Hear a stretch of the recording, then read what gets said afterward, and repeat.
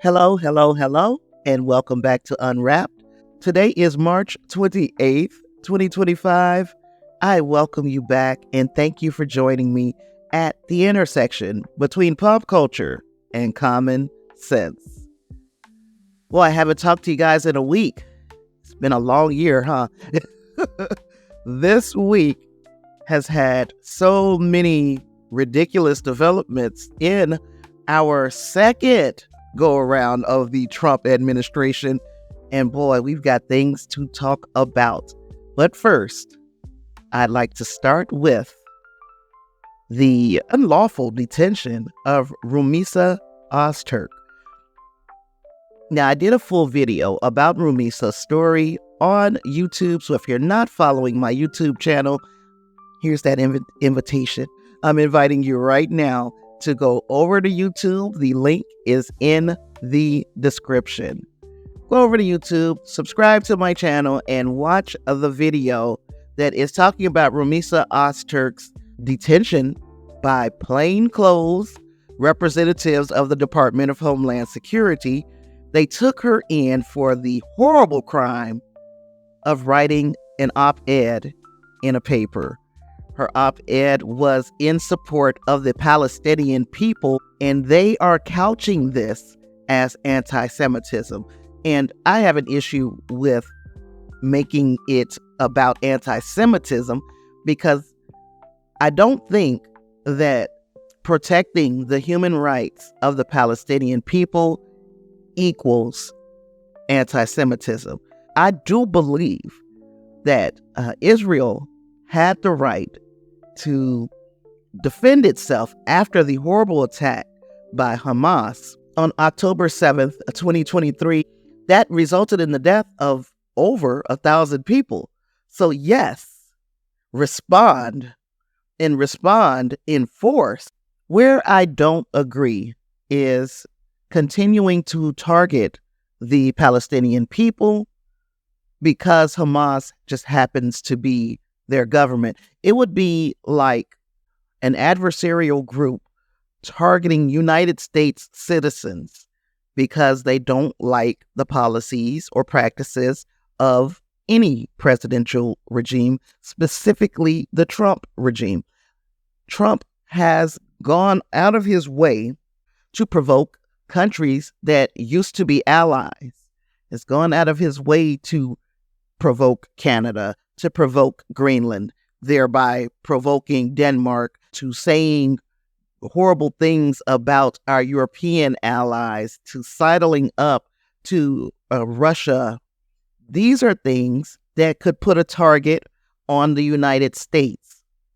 And while those countries, in defense of themselves, would have every right to respond in kind to Trump's provocations, the people that are taking the brunt of the punishment would be us.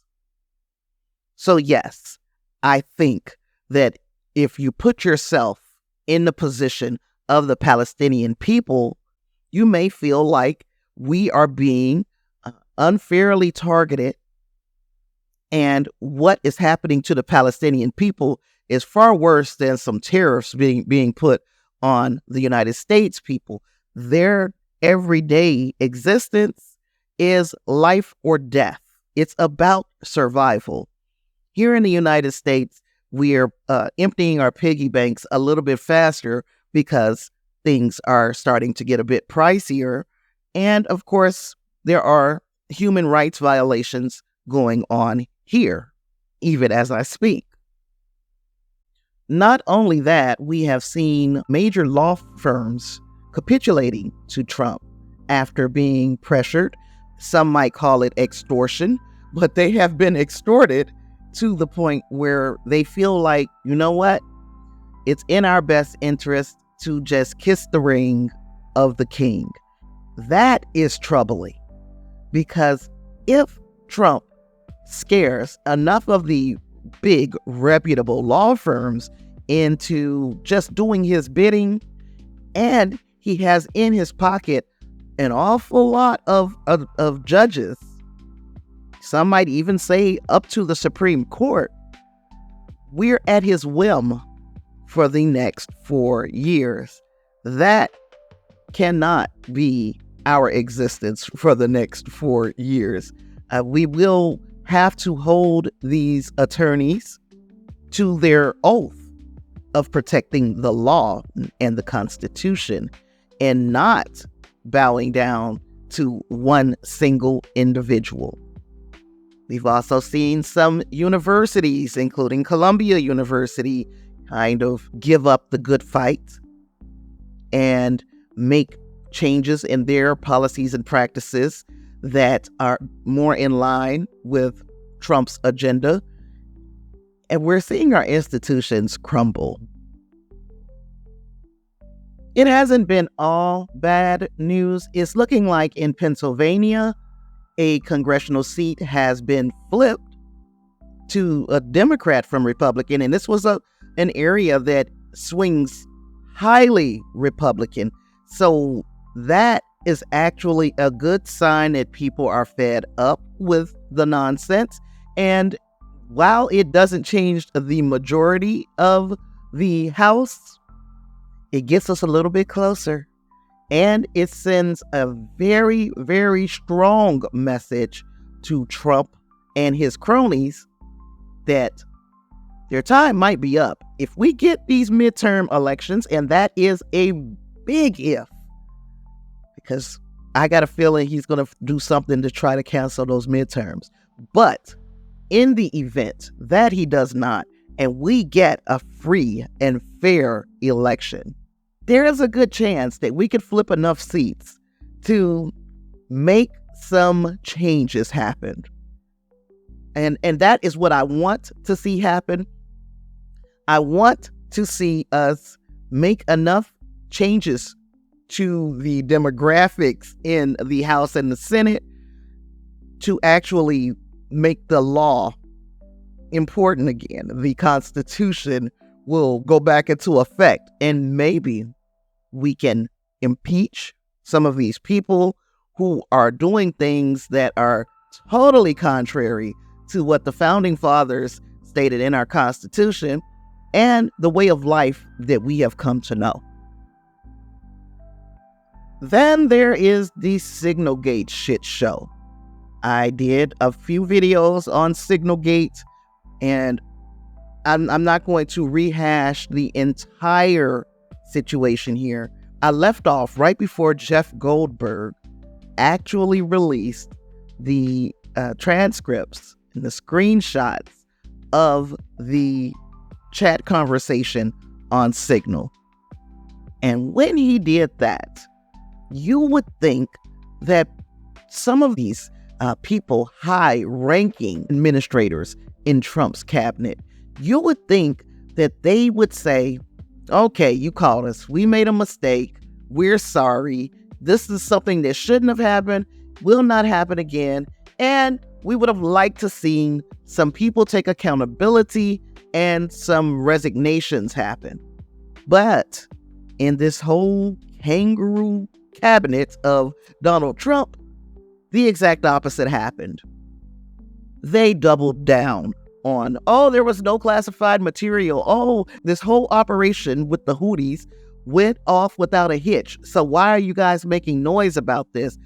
Signal is a secure and safe way to talk about our sensitive military planning. They doubled down on this rather than do what any other administration would do, which is accept some accountability at the absolute least. And some people should have resigned. Specifically, Mike Waltz, who is the National Security Advisor. He was the individual who added Jeff Goldberg to the chat. Pete Hegseth should resign because he was the one who shared the most sensitive information in the chat.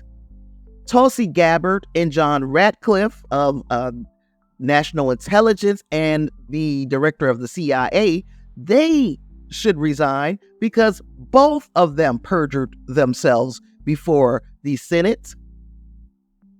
And gosh, in a perfect world, Trump should resign for hiring all of them. But okay, we wouldn't even expect that if it was any other president.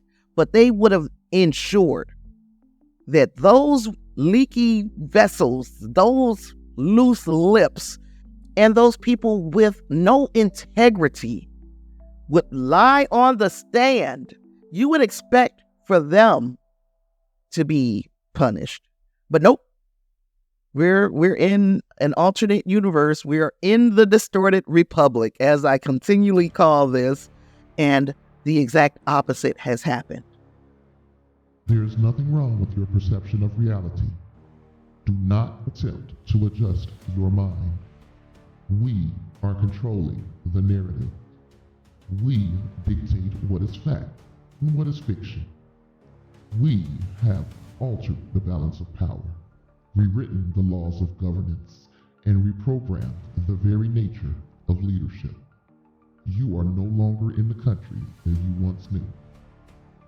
In this version of America, experience is obsolete, expertise is expendable, and truth is whatever trends highest.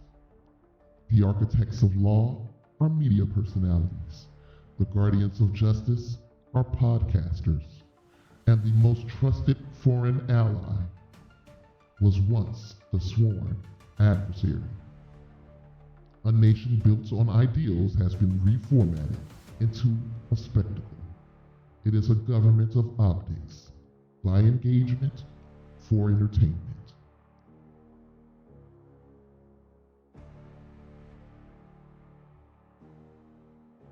You are now inside the distorted republic, a place where the signal is weak, but the control is absolute.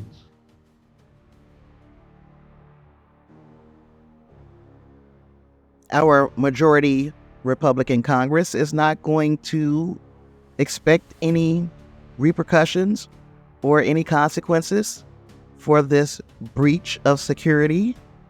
Our Attorney General is not likely to bring any charges forth, even though many charges could be brought forth. Again, in an ideal world, with a typical regular administration, we would see some type of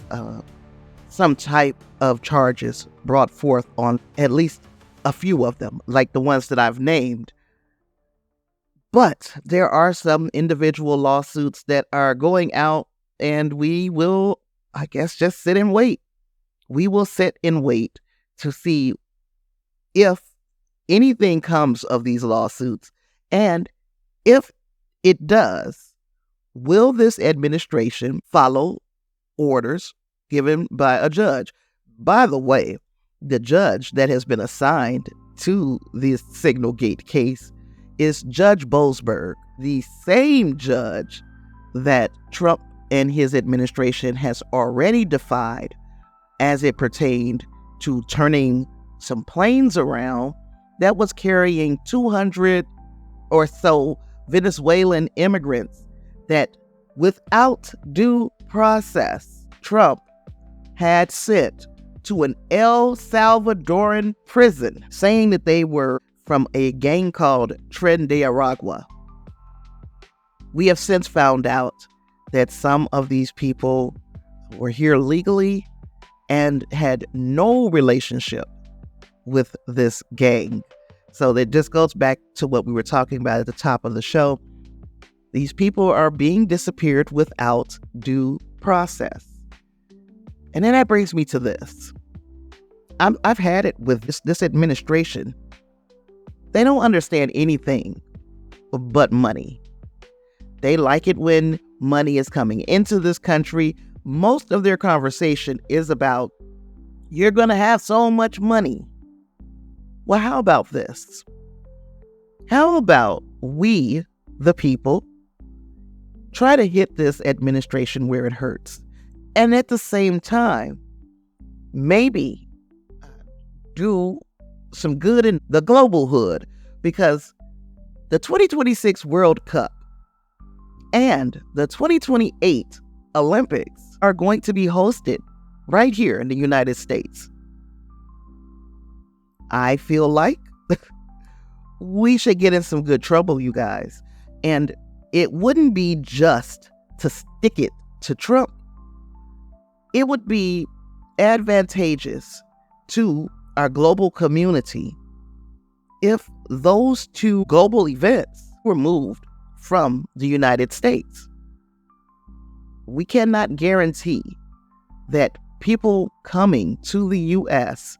in order to be spectators, family, friends, the athletes themselves, that when they get over here, that they will not be unlawfully detained. And it could be for a bunch of reasons. Just to be nitpicky and just to be cruel, xenophobic.